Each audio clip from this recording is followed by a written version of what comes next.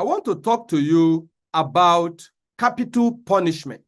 Example number 1. When God gave the law to Moses in about 1500 BC, one of the law was, thou shalt not walk on a Sabbath day. And when a man was found picking up sticks on the Sabbath, that is in Numbers chapter 15, God commanded the people of Israel to put him to death by stoning. Now, does that mean that we should kill a man walking on Sabbath? We must realize that the children of Israel live in a different dispensation to us. Let me give you another example. During the time of Adam and Eve, you remember that Cain killed Abel. He murdered his brother Abel. That is in Genesis chapter number 4, from verse 8 to 15. But there was no capital punishment for Cain.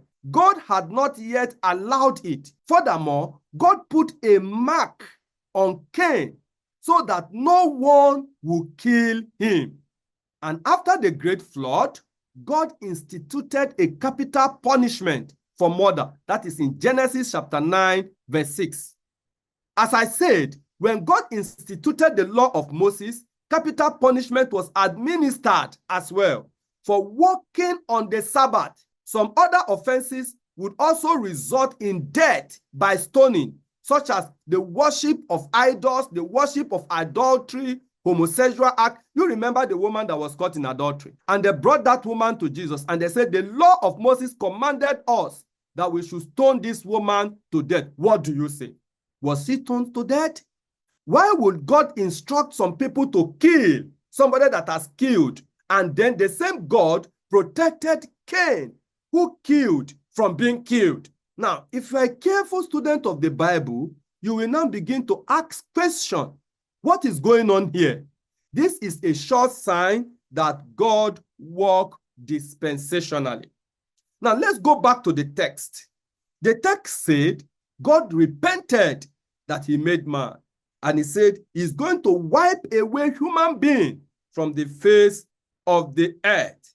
But what happened? He said, and Noah found grace in the sight of God. And that grace made him to stand out. And standing out is difficult. Standing out is dangerous. Standing out is lonely.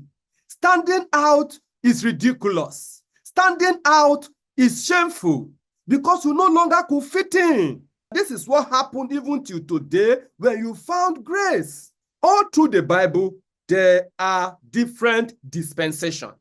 And the manner that God works from one dispensation to another is different. Number 1, there is a dispensation of innocence. And the dispensation of innocence is from the creation, from the time that God created Adam and Eve, because I'm going to relate it to human beings now. From the time that God created Adam and Eve to the fall of man, that is the dispensation of innocence. And this is the era that human beings do not regard nudity as obscenity.